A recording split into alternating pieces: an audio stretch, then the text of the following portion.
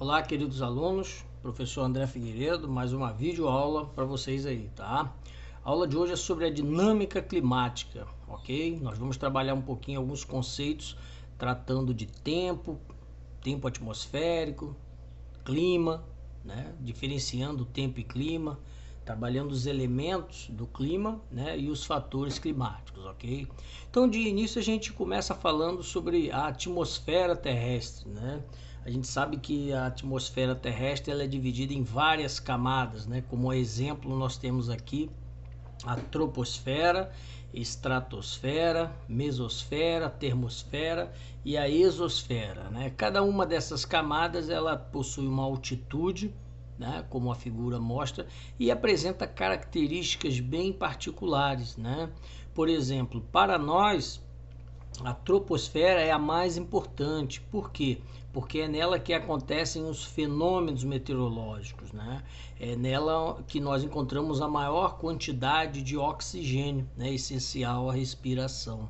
E a partir dela nós temos outras características, né? Como por exemplo a estratosfera, que apresenta temperaturas negativas, né? A mesosfera, que é onde nós temos, por exemplo, aviões supersônicos, né, os balões climáticos, né, que captam, que fazem estudos sobre a nossa atmosfera, né, na termosfera, onde acontecem alguns dos fenômenos como a aurora boreal, né, e a exosfera, que nós chamamos já de espaço sideral, né, é onde estão localizados lá os satélites, ok, de comunicação, tá bom? Então, em relação à composição da nossa atmosfera, né? A atmosfera ela protege a Terra, né? De diferentes maneiras, de corpos, né? Celestes que caem e também, né?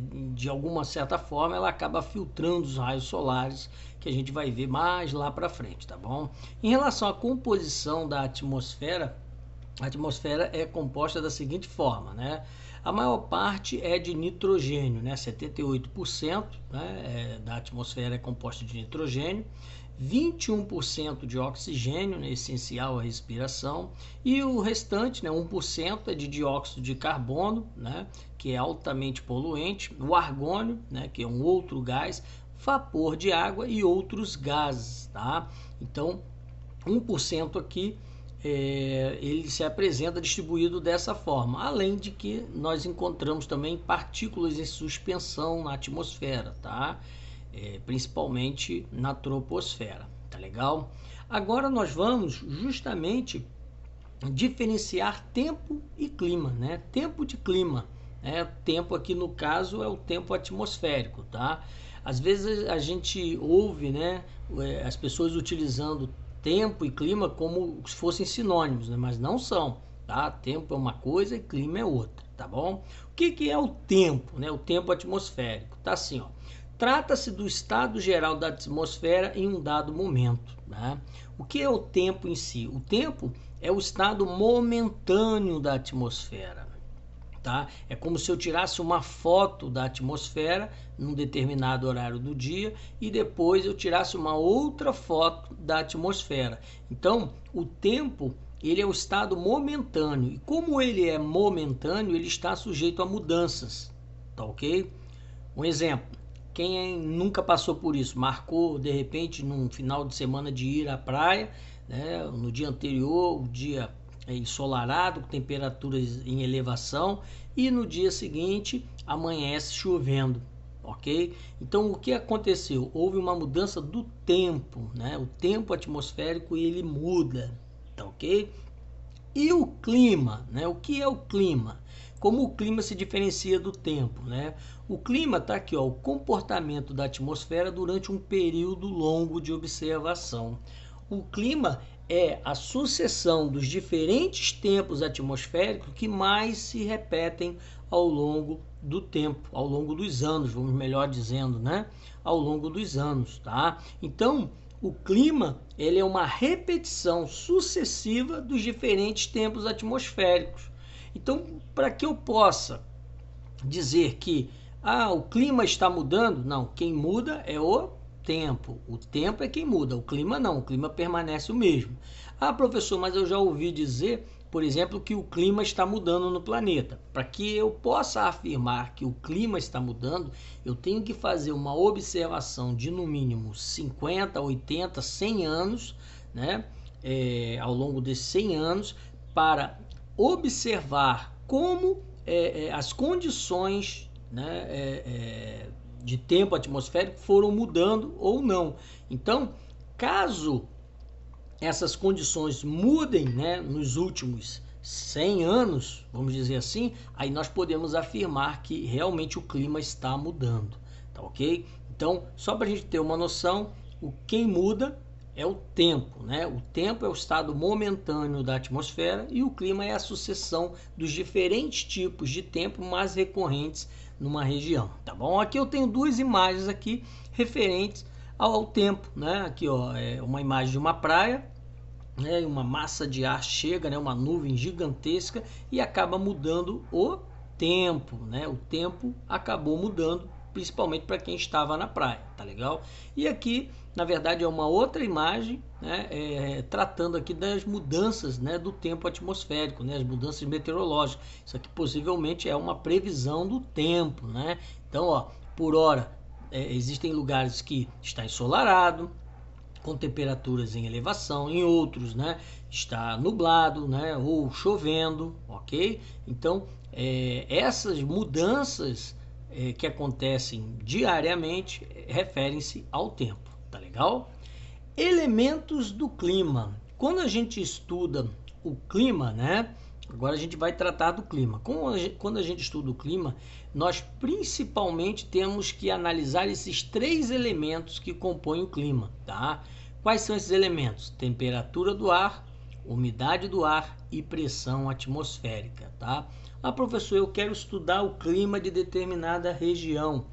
Eu quero estudar o clima de determinada cidade. Então eu tenho que analisar ao longo dos anos como se comporta a temperatura do ar, como se comporta a umidade do ar e a pressão atmosférica, tá ok? Então, só para a gente lembrar, a temperatura do ar, ela se refere à radiação solar, né? A variação, né, da temperatura, a oscilação entre quente e frio. Isso depende justamente da radiação solar, ok?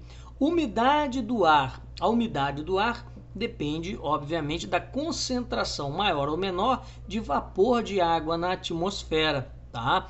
Quando é que chove, professor? Chove quando a umidade do ar está muito elevada, está praticamente saturada, vamos dizer assim, 100% de umidade, né? Aí sim ocorre a chuva, tá legal? Geralmente ocorre com 100%. Então, é por isso que lá na previsão do tempo, fala-se a umidade relativa do ar, né? 20%, significa que 20% é muito seco. Para chover teria que chegar, né, aos 100% ou próximo aos 100%, tá bom? Então, umidade seria o vapor de umidade, o vapor de água, melhor dizendo, presente na atmosfera num dado momento. E pressão atmosférica, né? O que é a pressão atmosférica? Pressão atmosférica é o peso que o ar exerce sobre a superfície terrestre. É verdade, o ar tem peso, ok? O ar tem peso. E a partir daí nós identificamos duas áreas, né, que referem-se à pressão atmosférica. Uma área de alta pressão atmosférica e uma área de baixa pressão. Na ilustração aqui é bem simples de compreender. Alta pressão ela se dá em função da presença de um ar frio, né? Por que o ar frio? O ar frio, ele é denso, ele é pesado. Então, imagine o ar frio, o que acontece? O ar frio, o ar desce, né, em direção à superfície. Então, aumenta a pressão sobre a superfície. Então, aumenta a pressão atmosférica, ok? E baixa pressão. Baixa pressão é quando o ar está quente. Por que o ar está quente? O ar está quente porque ele sofreu radiação, recebeu radiação e aí ele aqueceu. O ar quente, ele é leve e como ele é leve, ele acaba subindo. Então, observem que ele anula a pressão, o peso da atmosfera. O ar quente sobe, né? E o ar frio desce. Então, essas duas áreas são chamadas de áreas de alta pressão, quando o ar frio desce, e baixa pressão quando o ar quente sobe, né? Ele anula a pressão, então é uma área de baixa pressão. Tá? O que nós podemos identificar? Que essa variação entre alta e baixa pressão é que dá origem à circulação atmosférica, isto é, à circulação dos ventos na atmosfera. No nosso caso aqui, essa setinha em vermelho indica, né, os ventos de superfície. Então, observem que há um sentido e um direcionamento dos ventos de superfície. Os ventos de superfície sempre vão soprar de uma área de alta pressão para uma área de baixa pressão, ok? Então, esse é o sentido e direção dos ventos de superfície. O vento sempre vai soprar de uma área de alta pressão para baixa pressão. Um outro exemplo que eu tenho aqui, muito comum, é o caso da geladeira e do balão, né? O balão ali de São João, né? O balão que inclusive é proibido por lei, né, soltar balões, tá? Por que eu coloquei esses dois exemplos aqui, dessas duas imagens? Por exemplo, alta pressão. O ar frio, né, no caso aqui da geladeira, né, essa geladeira é um modelo mais antigo, o ar frio ele é gerado, né, no refrigerador. O refrigerador, por que o refrigerador, no caso dessa geladeira que é mais antiga, por que ele é lá na parte de cima? Por quê? Porque o ar frio, como ele é pesado, né, ele é denso, ele é pesado, então aqui no refrigerador se produz o ar frio desce pela geladeira, né, e aí ele acaba, na verdade, justamente refrigerando todos os alimentos na parte interna da geladeira e acaba conservando os alimentos, ok? No caso do balão, por que o balão sobe, né? O balão sobe porque existe a combustão, né, dentro do balão. Olha lá, ó, tem o que eles chamam, né, de bucha do balão, é a combustão. Aqui, ó, tem a combustão, o ar dentro do balão ele é aquecido por conta da queima, né, da combustão, e esse ar ele fica aquecido em relação ao ar do lado de fora, o ar ambiente. Então o ar quente ele é leve, o que acaba acontecendo? O balão sobe, né? O balão sobe. Quando é que o balão cai, né? Quando é que o balão desce? Quando acaba a combustão. Quando acaba a combustão ou diminui a combustão, o ar dentro do balão, principalmente em altas altitudes, né, ele acaba ficando frio, né? Acabou a combustão, ele acaba esfriando e aí o balão acaba ficando pesado, né? Não tem mais o ar quente impulsionando e aí ele desce, tá ok? Então, esses são os três elementos que compõem o clima. Toda vez que eu for estudar elementos do clima, né, eu tenho que estudar a temperatura, a umidade e a pressão atmosférica, tá bom? Agora nós vamos estudar os fatores do clima, né? O que são os fatores do clima? Os fatores do clima são eles que explicam por que existem, né, diferentes climas em diferentes áreas do planeta, ok? Então, quais são os fatores do clima? Esses aqui são os principais: altitude, latitude, maritimidade e continentalidade, correntes marítimas e massas de ar, ok? Esses são os principais. Como esses fatores do clima interferem na variação, por exemplo, da temperatura? Ó, vamos pegar o caso da altitude, né? A altitude, lembrando, é a variação, né, em relação ao nível do mar, né? O nível do mar é o nível zero e a partir dali você monta a altitude, 2 metros, 3 metros, 4 metros, 5 metros, 100 metros e assim vai, tá? Como a altitude interfere na variação da temperatura? Aqui, ó, esse desenho aqui. Quanto mais alto, mais frio. Quanto maior a altitude, mais frio é. Por exemplo, existe uma regra que é o seguinte: a cada 100, 200 metros de altitude, a temperatura diminui 1 grau Celsius. Então, um exemplo, eu estou a nível do mar, a temperatura está X, né? O que acaba acontecendo? Se eu for subindo, escalando uma montanha, né? A exemplo aqui, estou escalando uma montanha. A cada 100, 200 metros, a temperatura vai diminuindo. Ela vai diminuindo, vai diminuindo, vai diminuindo. Por isso que no cume das montanhas, nas áreas mais elevadas das serras, por isso que lá é mais frio do que necessariamente ao nível do mar, tá ok? Então, a altitude funciona dessa forma, né? E detalhe, acima dos 4, 5 mil metros de altitude, o que acontece? A temperatura é negativa, tá? A temperatura é negativa. Então, qualquer chuva que aconteça ela vai acontecer na sua forma sólida, né? A precipitação, a água vai cair na forma sólida, que é na forma de neve. Por isso que montanhas acima de 4, 5, 6 mil metros de altitude, elas têm o topo coberto de neve, o que nós chamamos de neves eternas, ok? Então, por isso que essas montanhas elas têm o topo coberto de neve, porque a temperatura lá é negativa, né? E a água, né? Quando a temperatura é abaixo de zero, a água congela. Então, a precipitação, a chuva, ela acaba congelando e cai na forma de neve. E a neve acaba se acumulando no cume dessas montanhas, tá bom? O outro fator climático é a latitude, né? O que é latitude? A latitude é um conceito, né, lá das coordenadas geográficas, né? Latitude é a distância em graus de um ponto qualquer da superfície terrestre em relação à linha do Equador. Então, por exemplo, eu tenho essa imagem aqui, ó, essa imagem, né, falando de latitudes. Então, eu tenho aqui representando o globo terrestre, a linha do Equador, né, que é o paralelo zero, né, o paralelo principal, e eu tenho outros paralelos, né? Essas linhas imaginárias que cortam o planeta no sentido leste-oeste, tá?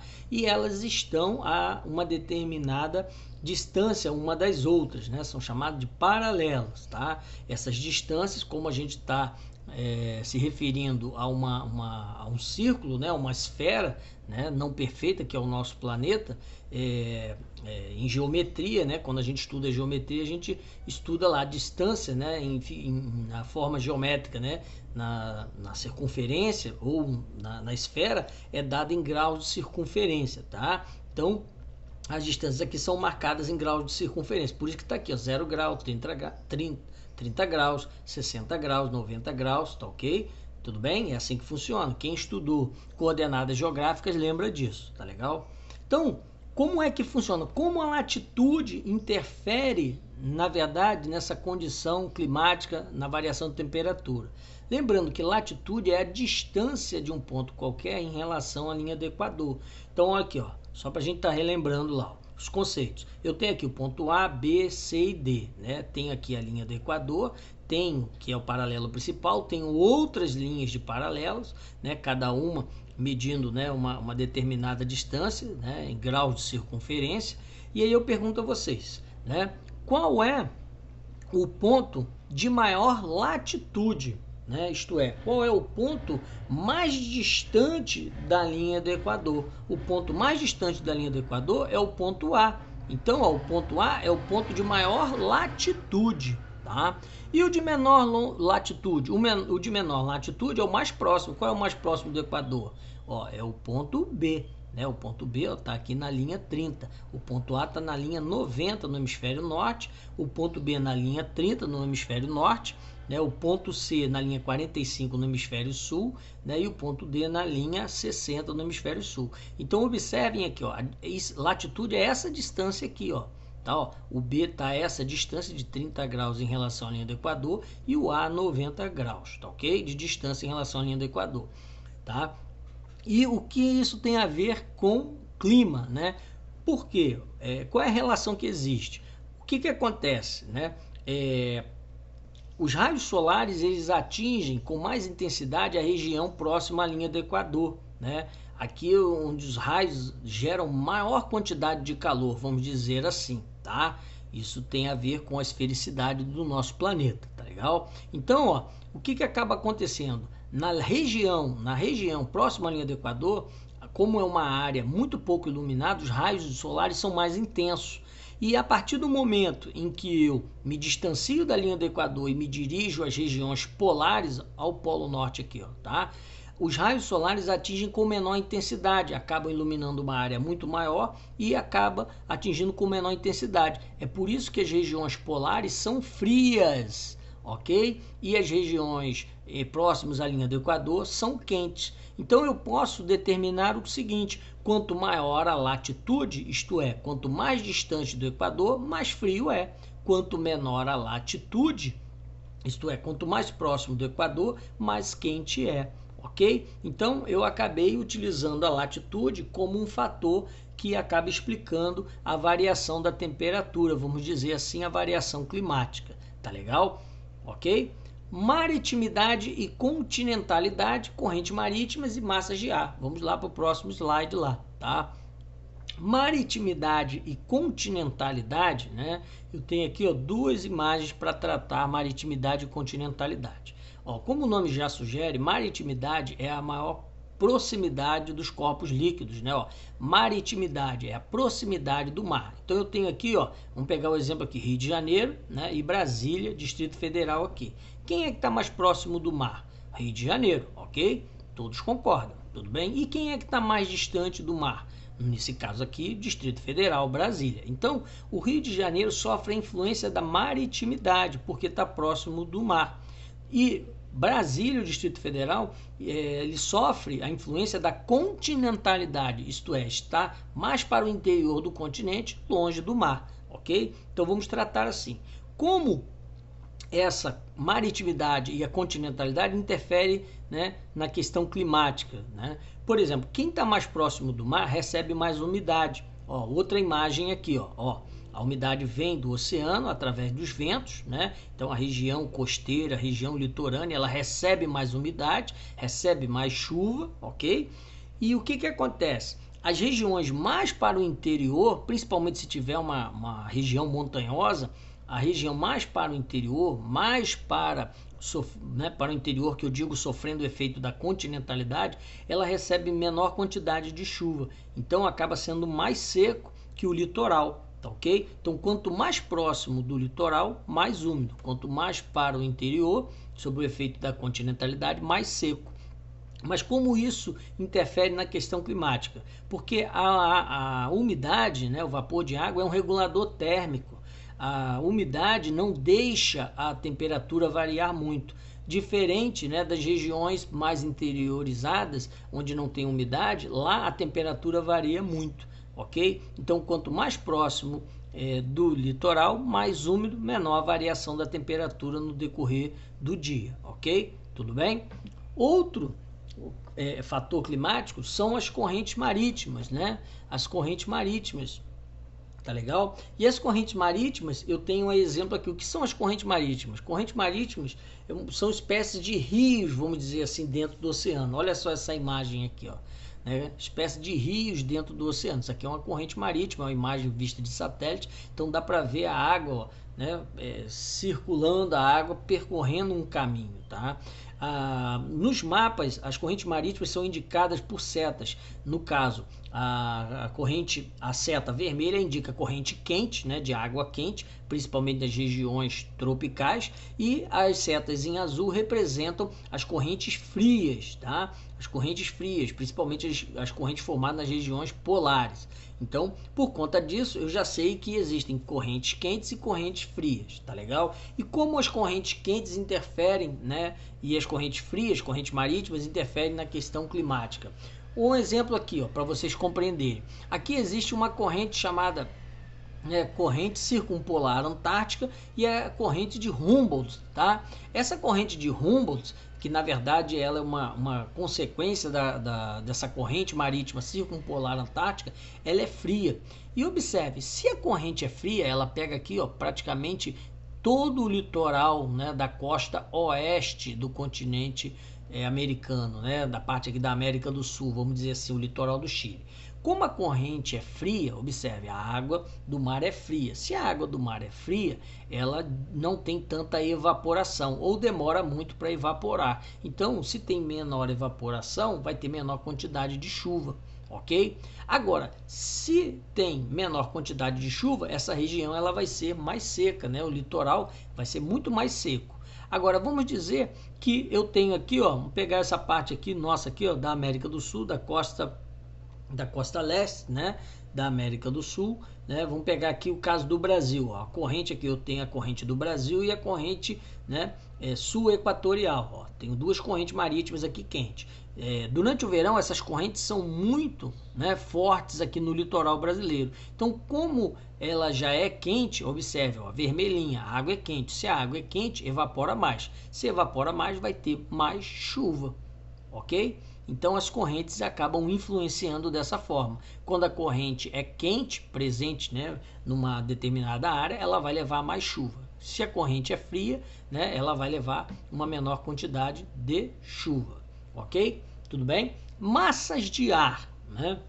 As massas de ar também, na verdade, representam um fator climático, tá? O que são massas de ar? São as nuvens, professor? Não. Massas de ar são grandes porções da atmosfera, né? Que, na verdade, acabam englobando as nuvens, tá legal? Então, as características mais marcantes das massas de ar são as seguintes. As características mais marcantes, elas podem ser quentes ou frias, né, dependendo de onde elas se formam ou de onde elas ficam estacionadas durante muito tempo. Então, está chegando uma massa de ar quente, né, então a temperatura vai subir. Está chegando uma massa de ar fria, então a temperatura vai esfriar. E outra questão também, as massas de ar elas podem ser úmidas ou secas. Então tem uma massa de ar úmida, então vai trazer muita chuva. Tem uma massa de ar seca, então vai ficar um longo período, né, durante a permanência dessa massa de ar seca sem chover, tá ok? Então eu tenho aqui várias imagens, né? Eu tenho aqui, por exemplo, a dispersão das massas de ar, né? Então eu tenho aqui, através de um sistema de cores, a massa de ar equatorial atlântica, massa equatorial continental, tropical atlântica, tropical continental, massa polar atlântica. Então eu tenho aqui a atuação dessas massas de ar, vamos dizer assim, no território brasileiro, tá bom? Aqui eu tenho uma imagem de satélite, ok? Esses dentinhos aqui, né, isso em meteorologia representam frente fria, tá? Então significa que existe uma frente fria aqui, ó. Então existe uma massa de ar, ó, massa de ar frio e seco. Então, ó, existe uma área de alta pressão atmosférica, ou Azinho aqui, ó, outro ar aqui. Então, imagine, isso aqui é a América do Sul, ó, aqui é o mapa do Brasil aqui, ó, né, em amarelinho ali o contorno dele, tá? Então eu tenho uma área de alta pressão, outra área de alta pressão. Então eu tenho uma frente fria se deslocando, né? Aqui, ó, olha a frente fria que dá pra gente perceber aqui. Então é uma frente fria, o ar frio e seco. Então, além da temperatura ser muito baixa, não vai gerar chuva, ok? Vamos pegar essa outra imagem aqui de satélite, ó, uma massa tropical. Então, se ela é tropical, ela é quente. Olha a setinha aqui também, ó. Nós estamos falando de massas de ar, tá? E aqui eu tenho uma massa polar, uma massa fria. Então, ó, vindo da Antártida. Então, o que vai acontecer? Vai acontecer o que nós chamamos de frente, né? Encontro de massas de ar. Uma massa de ar quente e uma massa de ar fria. Vai acontecer uma frente, né? Que é o encontro. Geralmente, quando acontece isso, são chuvas fortes, tá ok? Chuvas com raios e tudo mais. Nessa outra imagem aqui, né, eu tenho uma massa de ar também estacionada, ó, extensa massa de ar seco, ó. Então essa massa aqui, ó, circulada aqui, vamos dizer em amarelo, observe que nem há formação de nuvens, ó. O ar está tão seco que nem há vapor de água quase na atmosfera, então nem há formação de nuvens. Isso aqui já são as nuvens, ok? Aqui eu tenho a indicação, né, isso aqui é importante para a gente descobrir as características das massas de ar, tá legal? Tudo bem? Então, ó, como é indicada a massa de ar? Um M minúsculo, né, de massa. A segunda letra é maiúscula, indica a região onde ela se formou, né? Por exemplo, massa, ó, massa é na região equatorial, então é uma massa equatorial. O C significa que ela se formou sobre o continente. O A, que ela se formou sobre o Oceano Atlântico, tá? Então, ó, aqui é uma massa equatorial continental, aqui é uma massa equatorial atlântica. Massa T de tropical, porque essa região é a região dos trópicos, né? A região que é cortada pelo Trópico de Capricórnio. Então, ó, massa tropical continental, massa tropical atlântica, ok? Aqui eu tenho massa polar, né? O P é de polar, que vem da região do Polo Sul, né? Da Antártida, e atlântica, né? Porque ela se forma sobre o Oceano Atlântico. Aqui ela está se deslocando, tá legal? Então observem que a atuação dessas massas, essas setinhas indicam a atuação dessas massas, tá legal? Dependendo da estação do ano, no verão elas atuam de uma forma, no inverno elas atuam de outra, ok? Tudo bem? Espero que vocês tenham aí compreendido um pouquinho da nossa aula de hoje. Tá legal? Um forte abraço, até a próxima.